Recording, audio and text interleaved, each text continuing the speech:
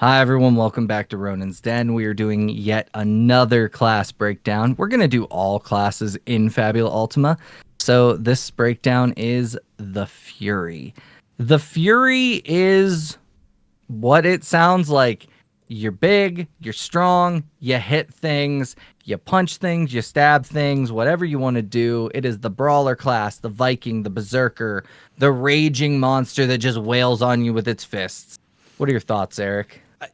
I would say all of that and add in if you were a fan of the D&D monk, this would be a good one to add into your build if you're coming over to Fabula Ultima because it's got some of those skills that are going to make you feel a bit monkish as well. As always, with every Fabula class, when you take the class, you get some free benefits. This one gives you a maximum hit point increase of 5, as well as you gain the ability to equip martial melee weapons and martial armors. The first skill that you can potentially take is Adrenaline. As long as you are in Crisis, you deal skill level times 2 extra damage, be it with attacks, spells, arcana, items, or any other method. This is pretty straightforward.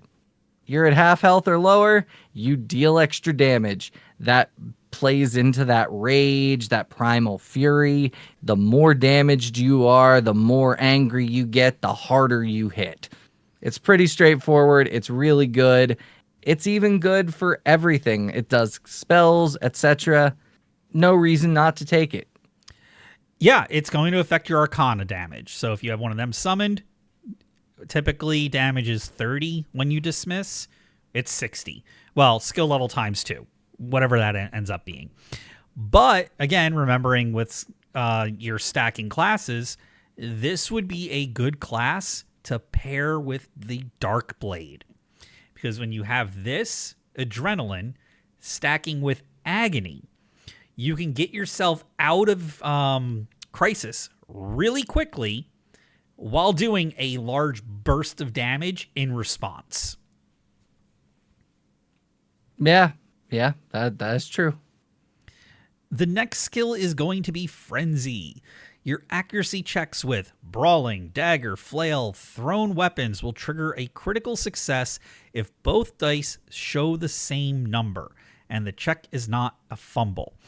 Okay, so criticals in Fabula Ultima are if your both dice show the same number and they're 6 and above. 6 and above. 6 and above.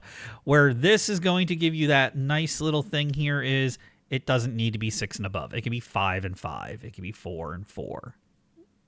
As long as it's not a fumble, you're getting that critical success. The other thing that it's not telling you is a critical success means that you're still hitting.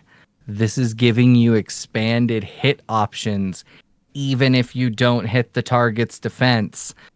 If you roll a 2 and a 2, you're hitting and dealing a critical. If you roll a 3 and a 3, 4 and a 4, 5 and a 5, and it's not hitting that defense, you're still hitting.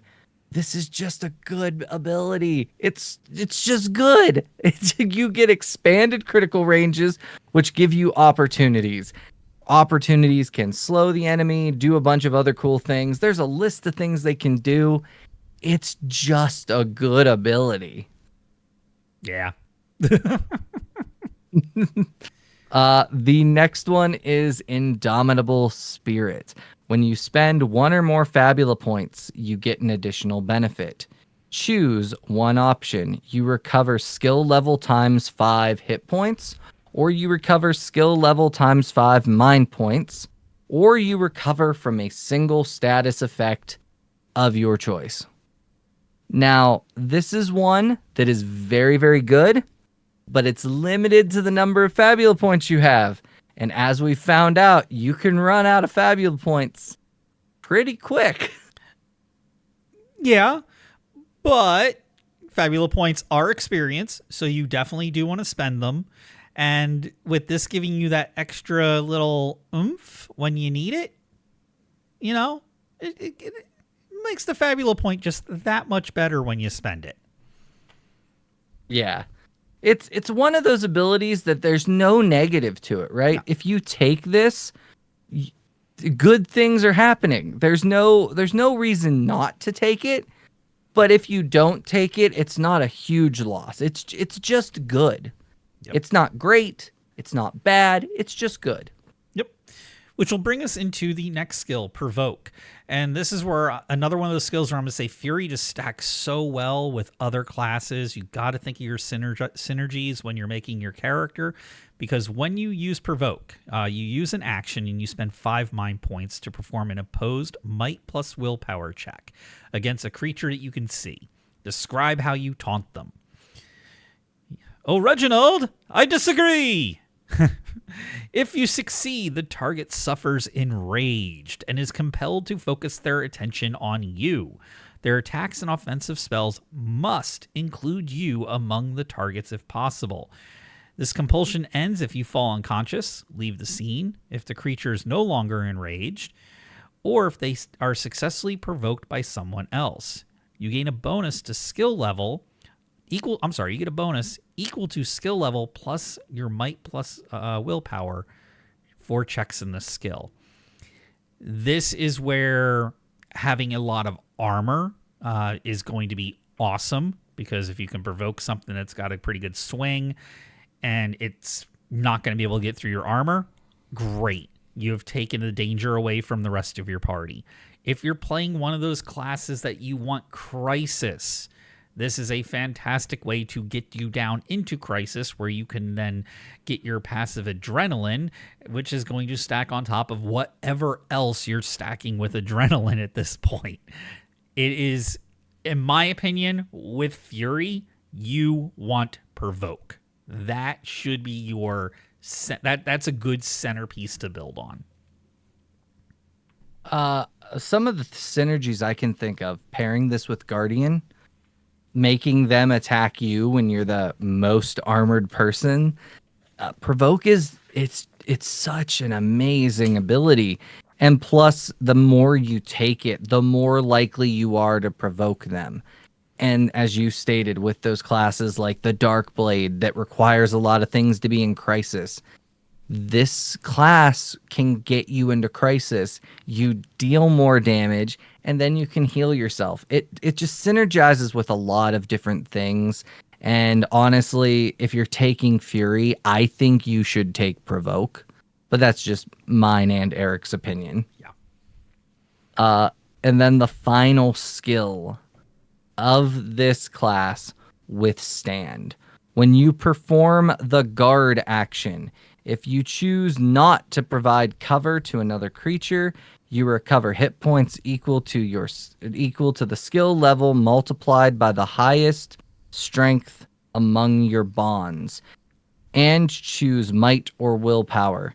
You treat the chosen attribute as being 1 die size higher until the end of your next turn. Ultimately, this feels like focusing your energy. Kind of like you're focusing your energy, you're gaining some health back, and you're getting a little stronger. Like you said, the D&D monk, this feels like you're calming your mind, opening your chakras and your chis and your kais, and you're focusing to deal that little extra damage or hit a little harder. It's a good ability, but also it's kind of limited by your bonds. And you have to take the guard action, which means you're not attacking for a round to get some bonuses the next time around. So this one is a little more situational. Yeah, I like it as that kind of second wind. Like, okay, I'm low on hit points. Everybody else just took their action. I'm the last one in the turn, in this combat turn. Let me get a little something back, right? But I wouldn't build my character around this. This would be one of the ancillary skills I'd take when designing the character. I wouldn't feel bad if I missed this one on the go through. Yeah. And ultimately that's the Fury. It's what it is. It says what it is. You are fighting, you're trying to hit as hard as you can, get people to hit you as much as they can. It synergizes with a lot of things. I really don't see any class that wouldn't benefit this unless it's one of those spellcaster classes. But even then, there's synergies there because some of the stuff gives you extra damage on your spells as well. So the Fury just kind of synergizes with everything. Eric, give us your final thoughts and take us out. Yeah, no, Fury is a good add to any build. I was going to say especially melee, but with Adrenaline, it even affects your spells. So it's just a good all-around addition to any character you're making. But that's the Fury. This has been Ronin's Den, deep dive into a Fabula Ultima class. We're going to continue going through all of them, through the core book, the high fantasy, techno fantasy, and the new natural fantasy one as well. Every other week, we're also doing our campaign, Welcome to Capiterra. If you have any characters you'd like to see us design, we're going to start doing character build videos as well. Drop them in the comment section. We try to respond to everybody as quickly as we can. But yeah, that's been the episode for today. Thank you, and we will catch you all again next time.